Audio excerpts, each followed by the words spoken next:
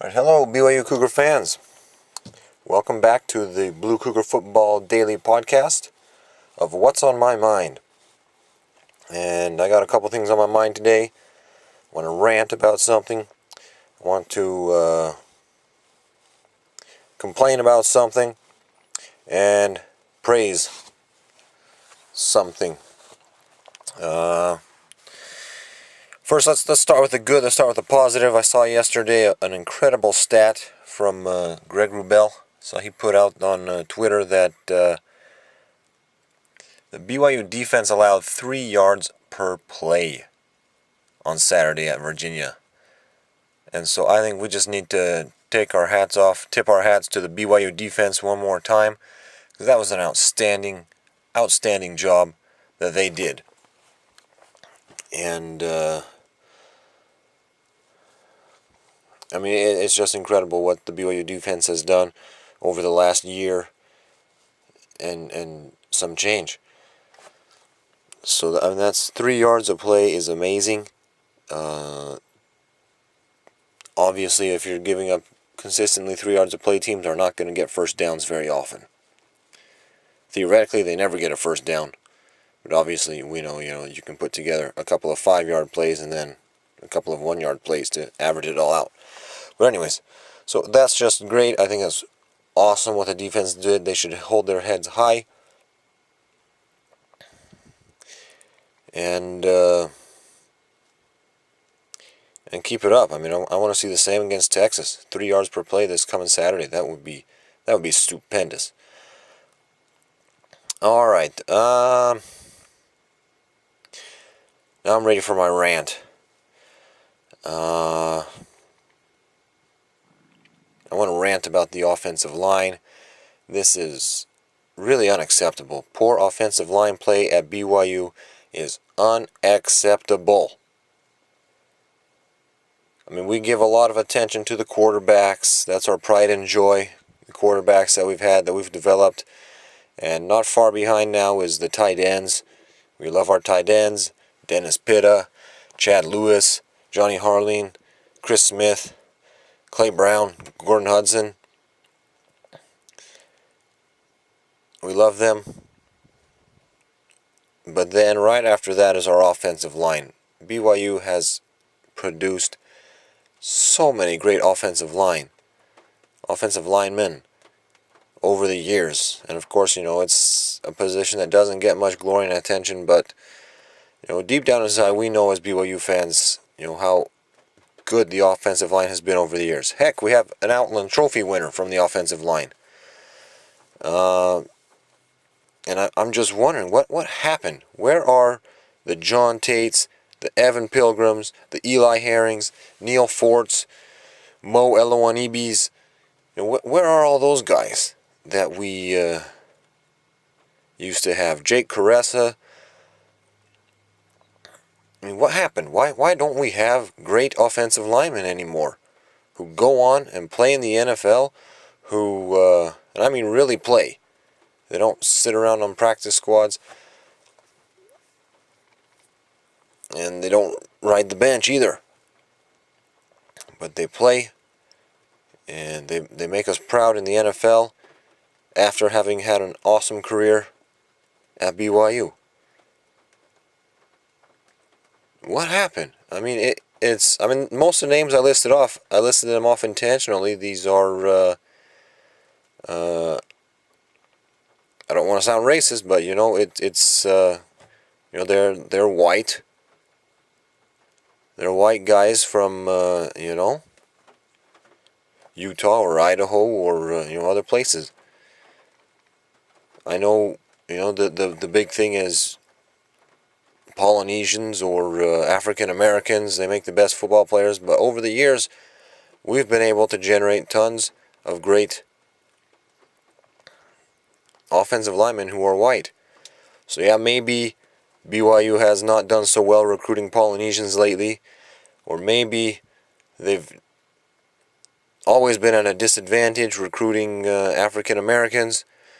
But at the same time, we've found plenty of offensive linemen from where we recruit strongly that have been great, that know how to play football and that do a wonderful job. So what's going on? That's why I find it so unacceptable that BYU has had such terrible offensive line play last year and this year for the one game.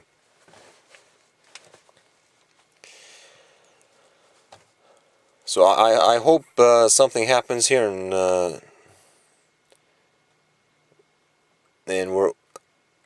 we see a change, because BYU should have quality offensive linemen on the roster, and we shouldn't be talking about this so much. Now, I'm also wondering something. This might sound the opposite, but I was noticing the BYU coaches are already making changes to the starting lineup on the offensive line, and with this being a new system and everything, and just one game being played, I'm wondering if that's too much of a knee-jerk reaction. Of course, I've never been a coach. I've never coached the offensive line either.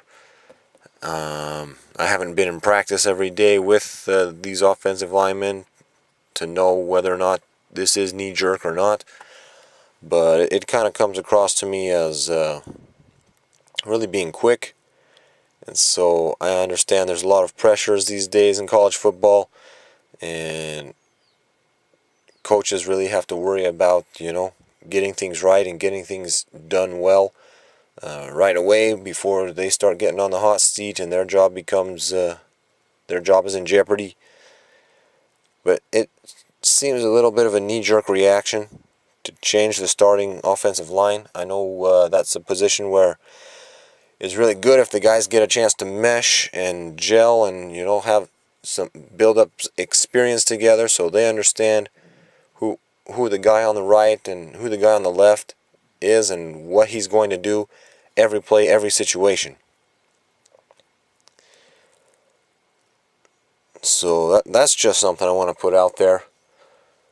I'd like to know your thoughts on that. Does the offensive line should they stay the same and give them more time? I mean, it's like I know we like to bench the quarterback pretty fast, but I think that's given BYU some problems in the past when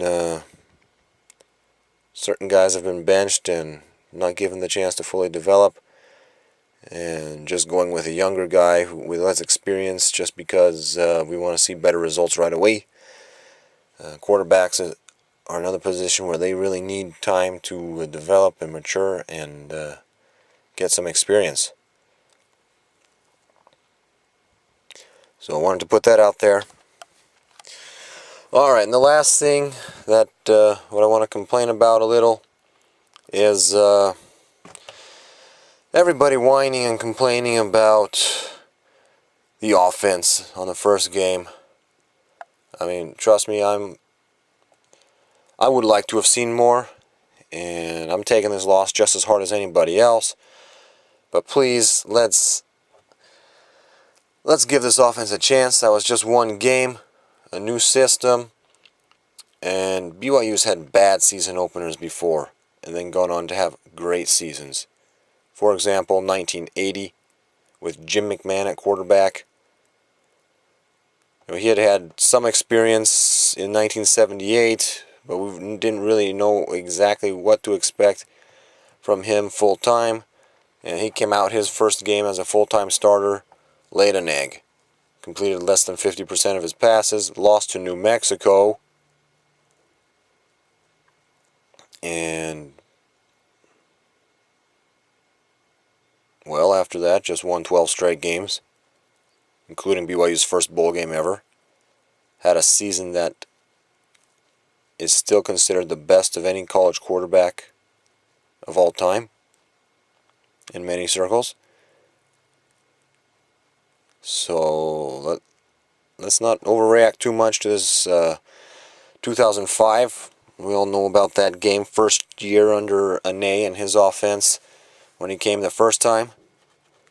That game was awful for the BYU offense. Scored only 3 points compared to the 16.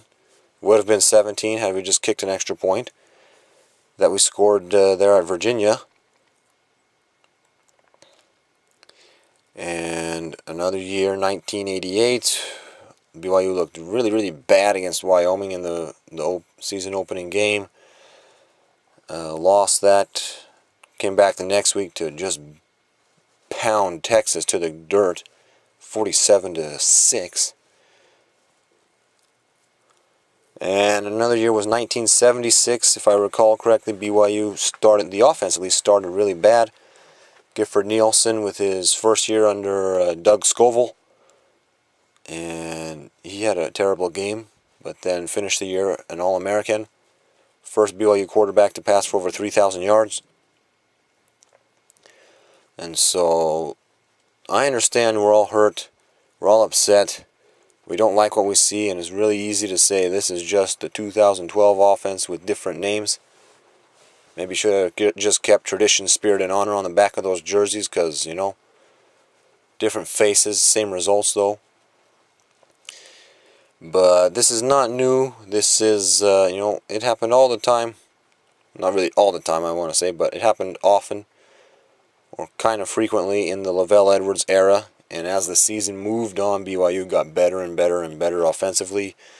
That's what I expect to happen. I saw enough good points in this game. Come on, let's acknowledge the weather conditions were really crazy. I'm not saying that's okay for the loss, but because we still should have won.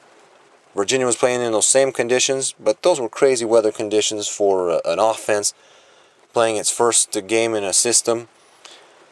And it was wet, it was raining, it was choppy. The game had one super long halftime and then one abbreviated official halftime. And I mean, we were one play away from winning. And without the rain, without the wet conditions, we'd probably make that play and still win.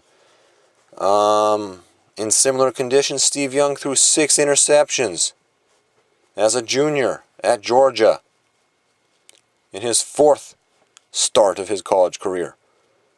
Taysom Hill just had the 1. So if you're really just going at it, whining and complaining about the BYU offense, let up a little, please.